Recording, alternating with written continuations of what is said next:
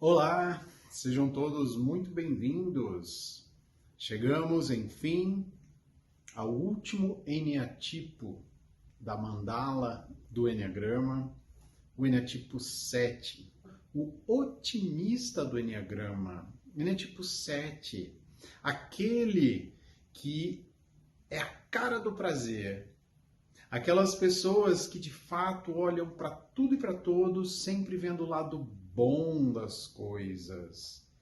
Tudo vai dar certo. Mesmo as coisas mais difíceis para um eneatipo 7, elas terão um final feliz. Há que se olhar para as coisas com prazer, com otimismo, com leveza, com fluidez. Ele vai então ter essa característica da busca frenética de ideias. Ideias e mais ideias, sempre projetando coisas ótimas para o futuro, coisas brilhantes, coisas que vão dar certo. E ele fica então nessa busca, é como se ele pudesse puxar tudo que houvesse ao seu redor. Não só ao seu redor. Tudo que houvesse no mundo, quem sabe no universo, de ideias, de planejamentos futuros, mas aqueles que são positivos, aqueles que vão dar certo. Então ele puxa tudo para sua cabeça, todas as ideias disponíveis, e se não estiver disponível, ele vai criar, porque ele é um inovador também por natureza. Ele é uma pessoa criativa. Legal isso, né? Que bom conviver com pessoas assim, positivas e otimistas, não é isso? Mas precisamos olhar o que há por trás deste comportamento, dessa maneira de um eneatipo 7 se mostrar ao mundo, sempre com um sorriso largo, uma voz serena e calma, movimentos também leves, sempre com essa certeza de que tudo vai dar certo. Um otimismo exacerbado, ideias e mais ideias, projetos que nunca se acabam, porque ele pula de um projeto para outro, muitas vezes sem terminar o anterior. Há aí um problema de foco para o eneatipo 7. Ele dificilmente consegue manter o foco e consegue terminar algo que começou.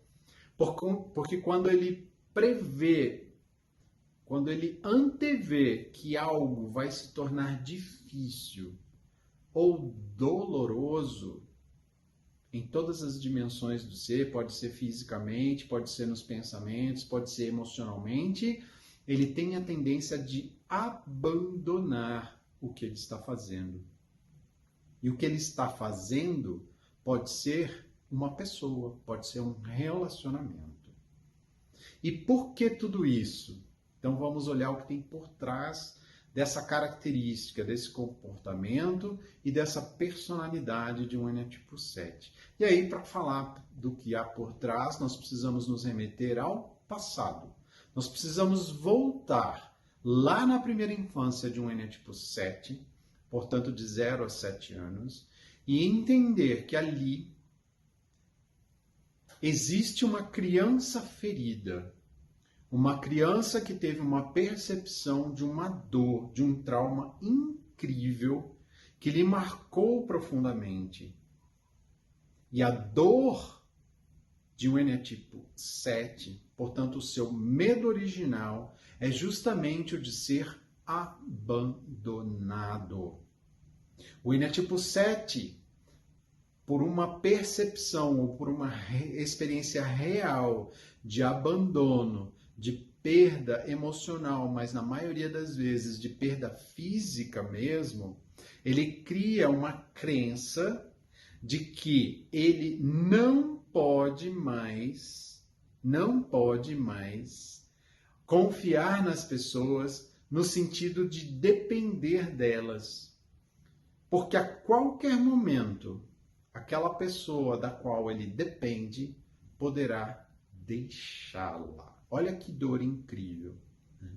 E aí é como eu falei, e eu sempre falo, nem sempre houve essa perda de fato. Por exemplo, uma pessoa muito importante, da qual aquela criança dependia, morreu, desencarnou. Não. Ela pode, por exemplo, ter deixado o lar, deixado a casa, de uma hora para outra, talvez sem explicação. E aí aquela criança olha e fala assim: para onde ela foi? Por que ela me deixou aqui sozinho? Nesse ambiente que agora, para mim, se tornou um ambiente perigoso, inóspito. E às vezes, a mamãe só saiu para fazer uma viagem. Talvez ela de fato não tenha avisado, mas a experiência, por exemplo, de chegar em casa e todo dia encontrar a mamãe e num determinado momento chegar lá nesse mesmo ambiente, a mamãe não está e não retornar naquela noite nem no próximo dia, pode gerar esse trauma nessa criança ferida, pode gerar essa crença de que depender dos outros não é bom porque as pessoas que amamos e das quais dependemos vão nos abandonar. Por isso o medo da morte. E aí não é a morte física, é a morte como fim de um ciclo, fim de algo que gostávamos e que não temos mais. Mas pode também ser a morte física, tá bem? Uau! A gente pensando numa criança com esse tipo de percepção, criando essa crença, é penoso de falar. Nós temos que olhar com muita compaixão para um eneatipo 7 e olhar para aquele comportamento sempre otimista a partir de agora, enxergando que existe ali, talvez, uma criança que precisa ser resgatada. Uma criança que precisa ouvir uma mensagem que ela não ouviu ou não teve a percepção de ter ouvido lá atrás, de que ela não será abandonada. Mas no momento, enquanto ela não tem essa certeza, o que essa criança que vai se fortalecendo e formando essa personalidade de um eneatipo 7 desenvolve, o que ela traz? O seu mecanismo de defesa. E o mecanismo de defesa de um eneatipo 7 é a racionalização. Defesa de quê? Defesa justamente desse trauma. Em essência, um trauma emocional de se sentir abandonado por alguém que ele amava demais e de quem ele dependia.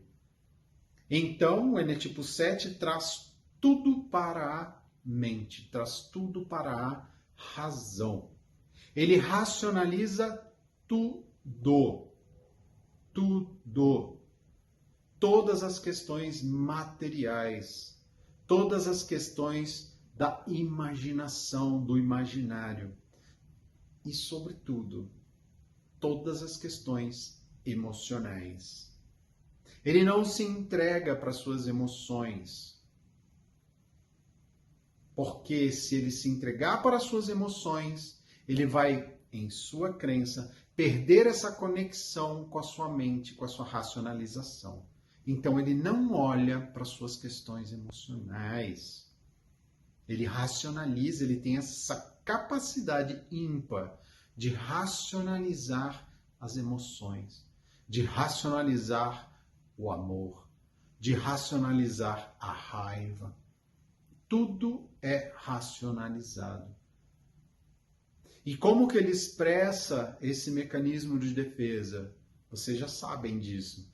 Por dois instrumentos, que é a sua paixão emocional e a sua fixação mental. E a paixão emocional de um eneatipo 7 é a gula. É a gula no sentido de querer tudo e de tudo o tempo todo. E eu não estou falando só da gula, essa que a gente está mais acostumado, que é a gula relativa à alimentação, para nutrir o nosso corpo físico. Não, não é só isso. O Eneatipo 7, ele expressa essa gula na infinitude de ideias que ele tem o tempo todo. E aí acaba que ele perde o foco, porque ele não consegue se manter só em um projeto, por exemplo, e também tem a tendência de fazer as coisas de forma superficial ou rasa, como a gente fala. E a fixação mental de um Eneatipo 7 é a imaginação positiva. Então, como eu falei, é aí que reside, inclusive, esse nome, nessa nomenclatura do Eneatipo 7 como otimista, porque ele projeta todos os seus planejamentos, toda a sua imaginação, ela é positiva, mas em excesso. Em excesso. Porque muitas das vezes, coisas que estão claramente indo por um caminho que não vai dar certo, que não é um caminho bom, que não é um caminho saudável, para o Eneatipo 7, ele não quer olhar dessa forma. Então ele faz essa projeção, essa imaginação positiva. Até esse ponto a gente falou então de algo que eu gosto de chamar de autoconhecimento em relação ao Eneatipo 7. O que eu faço para me desenvolver? E o Eneatipo 7 tem como movimento principal de evolução a sua flecha em direção ao ponto 5. E lá no ponto 5, o principal, o maior aprendizado para um Eneatipo 7 é justamente ele buscar a sua solitude e poder alcançar o foco que ele tem tanta dificuldade de atingir. Então, solitude, que não é solidão, e a diferença é muito simples, solidão é quando nós somos abandonados ou temos a percepção de sermos abandonados e de sermos isolados do mundo. Solitude é quando nós nos permitimos, nós fazemos a escolha de passarmos um tempo nós conosco mesmo. Parece fácil para todos nós? Para um Eneatipo 7 não é. Porque significa olhar para si, olhar para suas emoções, olhar para suas dores. E esse movimento de um Eneatipo 7 em direção ao ponto 5, para ele buscar isso, é dificílimo. O Eneatipo 7 também tem um outro movimento de evolução que é em direção à sua flecha no ponto 1. E no ponto 1, o que ele precisa buscar é aterramento. Ali ele vai aprender a colocar os pés no chão e parar de viver nesse mundo, muitas vezes fantasioso, das ideias, por meio da sua gula, lembra disso? E da imaginação positiva. Então, o Eneatipo 1 vai ensinar o Eneatipo 7 a colocar os pés no chão, aterrar. E aí vocês imaginam a combinação desse aprendizado de aterramento e também da solitude, de buscar introspecção, de buscar foco, como vai ajudar um Eneatipo 7 a evoluir, não é isso? Mas não para por aí. O Eneatipo 7 também tem 2 vizinhos, e o primeiro vizinho que ele tem é o Eneatipo 6. O Eneatipo 6 vai ensinar o Eneatipo 7 a olhar para as coisas antes de decidir, a olhar todas as opções, a olhar inclusive as coisas que podem sim dar errado. E o Eneatipo 7 não gosta de olhar para essas coisas. Mas é ali, no ponto do precavido do Eneagrama, que ele vai aprender isso. Do outro lado, o Eneatipo 7 tem o ponto 8 como asa. E nesse ponto 8, ele deve buscar a energia. A energia que lhe falta quando algo se apresenta como difícil ou doloroso. Quando ele tem que olhar para as suas emoções. Então, o que ele precisa buscar na sua asa 8 é essa energia, é esse poder, né? Porque no tipo 8 é o poderoso do Enneagrama. É o poder, é a força vital, a energia, a vontade interior de sim encarar as coisas difíceis e dolorosas que ele nega, que ele deixa de lado por meio da racionalização. É com isso, e nesse momento que eu já sei o que vou falar, conectado ao meu coração, um arrepio toma conta do meu corpo, mas é fazendo esses movimentos que o Eneatipo 7 vai então ascender da sombra para a luz, do ego para a essência, expandindo a sua consciência, elevando o seu nível de consciência e atingindo então a sua grande virtude. E o atributo divino, a grande virtude que está ali no ponto 7, não é nada mais, nada menos do que o plano divino. O trabalho divino. Mas não dessa forma translocada de ideias e mais ideias e mais ideias, como se ele fosse o próprio Deus, o próprio Criador.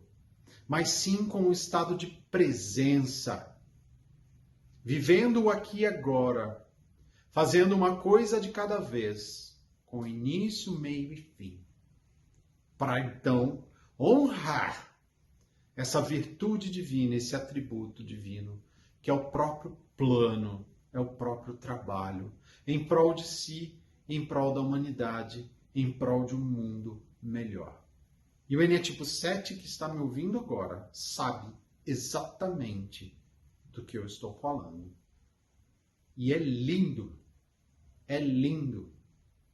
de entender isso e de poder olhar para um Eneatipo 7 com estes olhos.